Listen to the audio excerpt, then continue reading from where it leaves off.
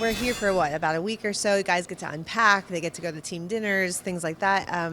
What can a trip like this at this point of the season do for the team? I think it's good timing. We spent a lot of time at home in November. Great family time, Thanksgiving. I imagine people were in to visit. Now they're kind of get to be their second family, every day. And so I think the timing is good. The longer ones can get to you, I think, in season, but this one came at the right time. I think everyone likes coming to New York. There's lots to do for everybody. It's an easy city to walk around.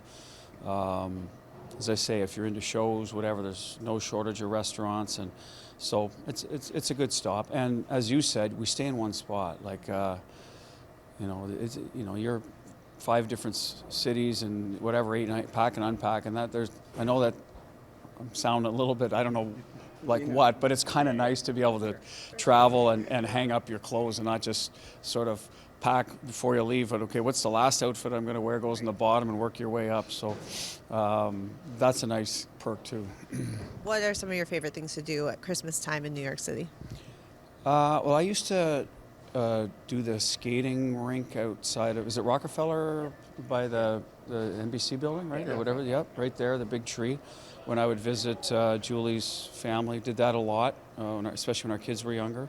So I would say that was probably one of the best, and one of the Nutcracker shows. My daughter's school's put one on this year, so I might be able to get to it in Vegas, but I doubt I'd get to it here. Back-to-back wins for you guys. What would you like to see in terms of a next step of progression for this team? Closer to 60 minutes. Again, the other night we got the first goal, which should have given us juice, and then I thought Chicago was better than us for about 5, 6, 7 minutes, where we gave up a 3-on-2 goal, a 2-on-1 chance. There was a breakaway, I think, in there or two. So a little bit tough on Carter to go in and face high-end chances like that right away. He came through it great, and maybe sometimes for a goalie that's what they want, but that's not what a coach wants. So that part of our game, tidy those up against those speed teams. That happened a bit to Anaheim, Utah when we were up there the time we lost. So we got to be mindful of that. But again, it's just our overall game. Get into it quicker, be in there longer. I know it sounds like a broken record, but to me, that's every team's challenge, to get to 60 minutes. You can play 45, 50 good minutes in December. I think you're going to do very well, and that's kind of what hopefully our goal will be this month. When I look at Thomas Hurdle this year, he seems so consistent, more so than maybe in the past. I'm curious what you see when you watch him play and what he's given to you guys. Yeah, so I'm going to go from when he got here, less than maybe San Jose, because I was in Boston a lot of those years, so I didn't see him as much. So when he got here, I think he's healthier now than he was. He's had a knee injury they had to play through. So I think his pace is better because of that.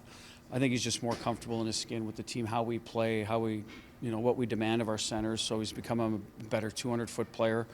Offensively, he's still the same player. He hangs on to a lot of pucks. He's hard to get it from. He gets to the dirty areas. Power play, I think, is a benefit to him, because we build, if he's not our one option, he's 1B, him and Pav. So going into games knowing that he's getting an opportunity to score, I think it excites him too. Yeah. So, but we're looking at more of the 200-foot games. He's got some young, Sad's there now, but it's Pav on one side, who he's been with, a lot, usually younger wingers. So we're asking him to lead a little bit more in that area.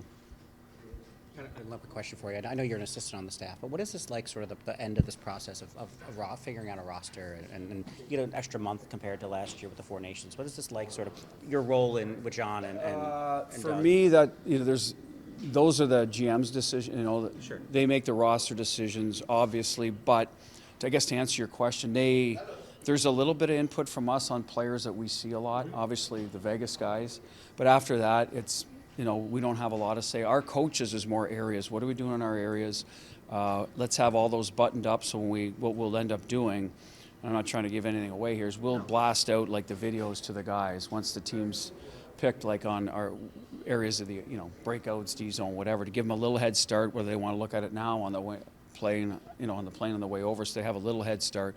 That's what we're meeting and talking about, how we're going to play. And obviously some of that revolves around the personnel, but at the end of the day, I think we all have a pretty good idea what the 14 or so guys. It's towards the end that sometimes I'm doing the power play, so you know, pretty is good player, size. you know, is player, this player going to, you know, have and he's a left stick versus a right. So those little things, you know, when you're building that, you know, that those things matter. Who can take the draw in the second unit? I know Crosby and McDavid are going over the first unit. There's no secrets there. So, and McKinnon and McCarr, those guys. But the next one, who's it going to be? So that's a little bit of the conversation for every guy's area. And if Pete's doing the PK, then it's, you know, who would be the killer? You know, so that's kind of what our meetings revolve around. Do you sense the Olympics seeping in to the room at all?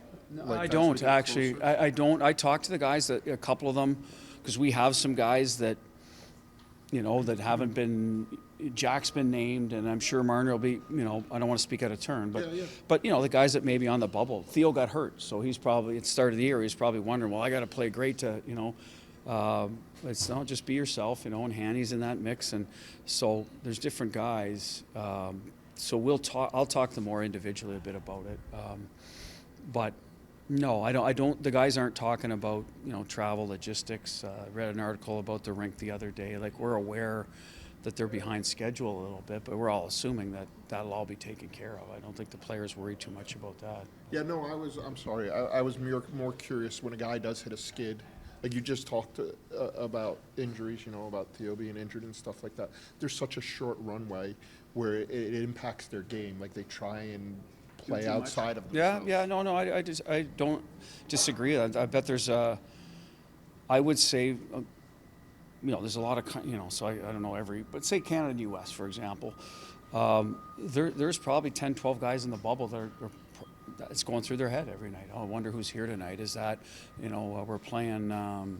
So if it's Canada, we're playing St. Louis. Army's there. I got to be good. You know what I mean? I'm sure. Yeah. I think it's human nature. I don't know how you don't put it in your head, to be honest with you.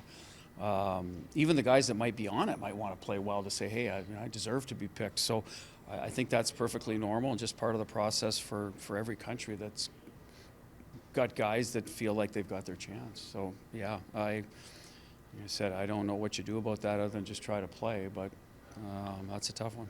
Would you agree that because of the added responsibility that you've given Theo this year, that you could actually even consider him even more valuable than he has been in the past? Well, I would think it's automatic he's more valuable because his defensive metrics are higher than they've ever been, and he's going there to. You saw the last game. I mean, if you're thinking about, okay, who can I trust in a tie game and the gold medal game, if you know, and you see how he's defending, that there's not much going on. You need players like that. You're not. In the past, he had more points from the power play, as you know. This year with 5 guys, he's not on the first unit, so he's not going to have those points. So I think that's where Theo's really bought in. It's like, okay, well, I'm going to make it I'm still going to be a great first pass guy, get my assist by moving the puck, but I'm going to defend because I want to be trusted to play in all situations. And every player over there is an elite player, so you have to be on top of it defensively. So yes. So he was like, 10 seconds a game in penalty kill last year, and this year he's like a minute 27. The ability to clear the puck, like the other night, he got a couple pucks and quickly was able to get them all the way down.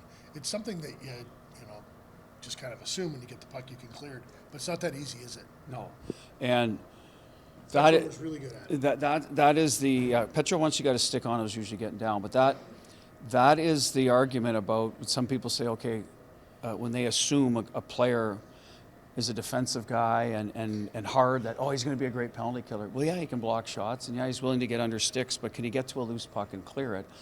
And that does more for a penalty kill than. A lot of things, right? Now, you get fresh legs on the ice. They got to go 200 feet. They're a little frustrated. So the ability to clear a puck I think is the most underrated thing for a skilled defenseman when you talk about, okay, why is the guy on the penalty kill? It's usually because of that. He can get to pucks, and he has the composure and the hands to find a lane and get it down. And Theo's done a great job of that. He's done a fantastic job of that, and that's, when Losey, he's gotten a bit of because of Losey's injury, we're going to use Losey a little more. And I think we always had the intention of using Theo this year, build it into his game when we knew Petro wouldn't be back. Now he's even get more of a chance.